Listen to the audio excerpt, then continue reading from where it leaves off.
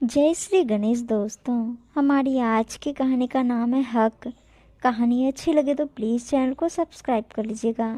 अब शुरू करते हैं कहानी। अरे बहू, तुम यहाँ कहाँ बैठ गई? अभी तो खाने की भी तैयारी करनी है। सब घर पर ही हैं तो कुछ अच्छा ही बना लेना, वरना रोज़ तो कहाँ सब साथ बैठकर खाना खा पाते हैं। अचानक सासू माँ ने कहा। अभी तो मैं चाय का कप लेकर बैठी भी नहीं थी, बल्कि हवा में ही झूल रही थी कि इतने में मुझे सासू माँ ने टोका। मैं हैरान थी कि पति और ननद किसी ने कुछ नहीं कहा, क्योंकि नया साल आने में कुछ दिन ही बचे हैं, या यूं कहें कि कुछ ही वक्त बचा है। लेकिन उससे पहले उसे सेलिब्रेट करने की तैयारी घर में चल रही है। घर के सभी सदस्य बाहर हॉल में बैठकर उसी सेलिब्रेशन की प्लानिंग कर रहे हैं, पर सासू माँ ने तो मुझे प्लानिंग में बैठने ही नहीं दिया। शायद वो सीधा मुझे तैयारी क्या करनी है यही बताने वाली है। पिछले साल की तरह प्लानिंग ये सब लोग मिलकर करते हैं, पर तैयारी मुझे अकेले करनी होती है। मेरी शादी को भी दूसरा साल ही चल रहा है, पर यह बात मुझे बहुत अच्छे से समझ में आ गई। सचमुच उस सेलिब्रेशन को तो मैं आज तक नहीं भूल पाई। मेरे घर में मेरी सास वंदना जी, मेरे पति सुधीर, मेरी छोटी ननद मधु, एक बड़ी ननद वृंदा भी है जिसकी शादी हो चुकी है। पिछले साल भी ऐसे ही इन लोगों की प्लानिंग चल रही थी, जैसे अभी इन लोगों की प्लानिंग चल ही रही है। उस प्लानिंग में भी सासू माँ ने मुझे साथ में बैठने नहीं दिया था। सुबह जब पहली चाय लेकर मैं उन लोगों के साथ बैठी थी, तब भी उन्होंने मुझे घर के कामों के लिए रवाना कर दिया था। काम करने के बीच में ही बाहर से सुधीर की आवाज़ आ गई। अरे सुनो, चाय बना लो और साथ ही गर्मा गर्म पकौड़ी भी बनाकर ले आना। इस ठंड के मौसम में चाय के साथ पकौड़ी खाने का अलग ही मज़ा है। बस फिर क्या था, अपना काम छोड़कर मैं लग गई पकौड़ी तैयार करने के लिए। पकौड़ी बनाने के साथ साथ दूसरी गैस पर चाय भी चढ़ा दी। पर मन में एक उत्साह था कि मैं भी तो सुनूं जाकर आखिर प्लानिंग क्या चल रही है। उन लोगों को चाय पकौड़ी देकर मैं अपनी चाय भी उन्हीं लोगों के पास लेकर बैठने लगी। पर तभी सासू माँ ने टोक दिया। बहू, खाने की तैयारी कर ले, अभी कितना काम पड़ा है। मैं अपना चाय का कप लेकर रसोई में आ गई। इतना तो समझ में आ गया था कि सासू माँ मुझे साथ नहीं बिठाना चाहती। जैसे तैसे अपनी चाय गटकी और खाने की तैयारी में लग गई। आखिर खाना तैयार कर मैंने उन लोगों को परोस भी दिया। उन लोगों को खाना खिलाने के बाद अपनी थाली लगाकर मैं अपने कमरे में आ गई।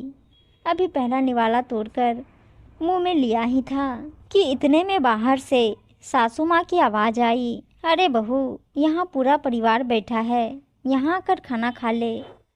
अब क्या लेने के लिए बुला रहे हैं?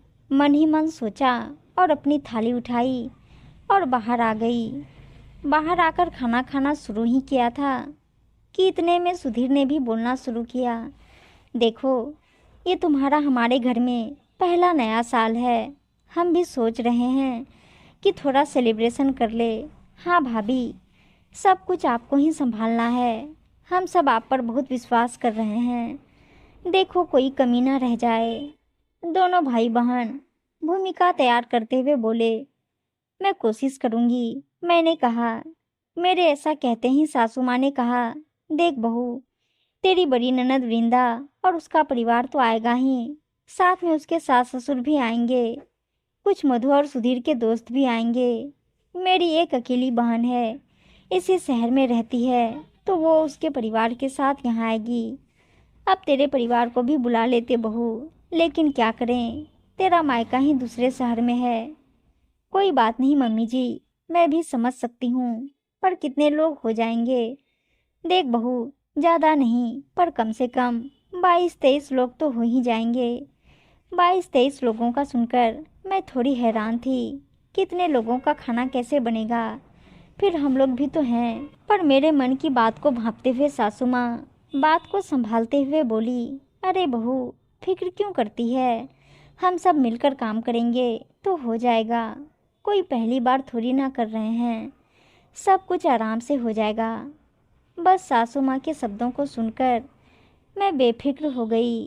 आखिर सब मिलकर करेंगे तो 20-22 लोग क्या हैं, सब आसानी से हो ही जाएगा।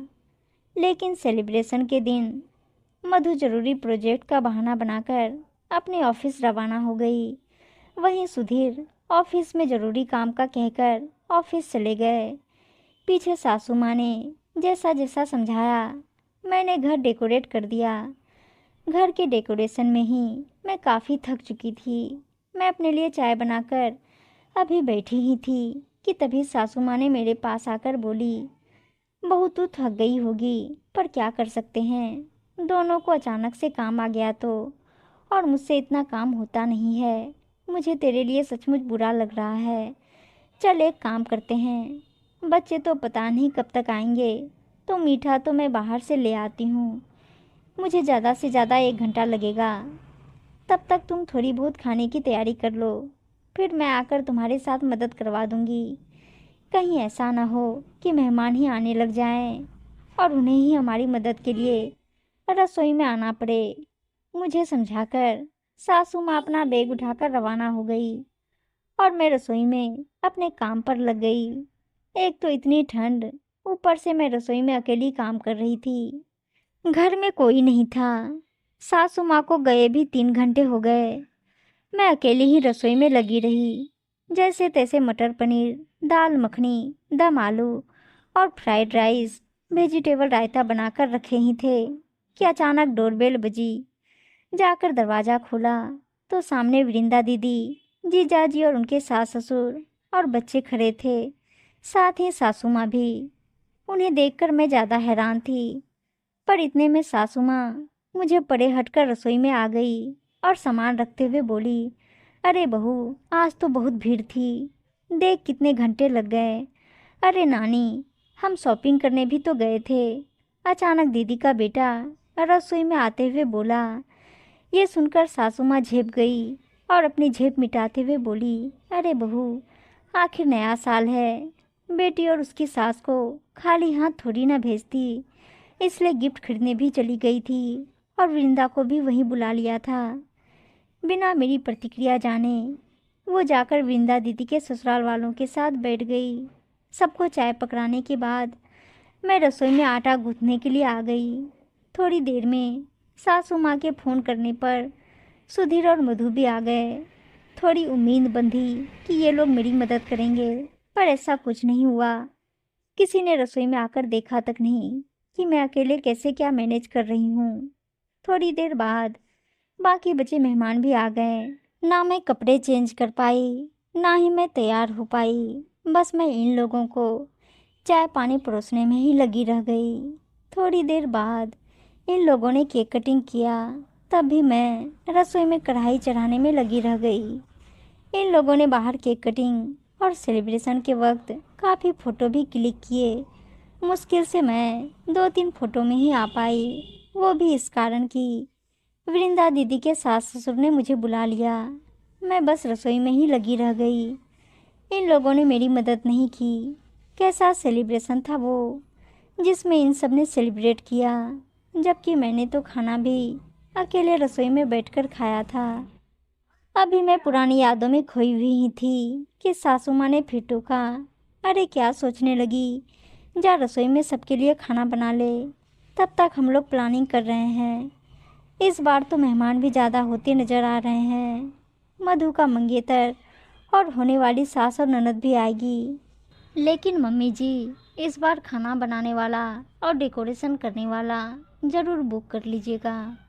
मैंने अंदर जाने की जगह ढीठ की तरह अपनी चाय गटकते हुए कहा, अरे इसकी क्या ज़रूरत है, हम सब मिलकर कर लेंगे ना। पिछली बार भी तो कितना अच्छा सेलिब्रेशन हुआ था, तब भी हमने बाहर से थोड़ी ना किसी को बुलाया था। मम्मी जी ने कहा, पिछले साल तो ज़रूरी काम आ गया था, इसलिए जाना पड़ गया, पर इस साल कोई काम नहीं है। सुधीर ने कहा, देख लीजिए, जैसी आप लोगों की मर्जी। मैंने भी बेफिक्र होकर कहा, आखिर में मैं जानती थी कि अगर ऐसा हुआ तो इस बार मुझे क्या करना है। खैर सेलिब्रेशन के दिन जैसा कि मुझे उम्मीद थी वैसा ही हुआ। उस दिन भी मधु और सुधीर जरूरी काम का बहाना कर ऑफिस रवाना हो गए। थोड़ी देर में डेकोरेशन का सामान रखवाकर सासू माँ भी अपनी बेटियों के लिए गिफ्ट खरीदने के लिए रवाना हो गई। ये कहकर कि बहू बस मैं थोड़ी देर में आ रही हूँ, आखिर नए साल की शुरुआत है, बेटियों की सास को खाली हाथ थोड़ी ना रवाना करूँगी, तब तक तुम सब संभाल लेना। उन्हें जाते देखकर मैं मंद मंद मुस्कुरा दी।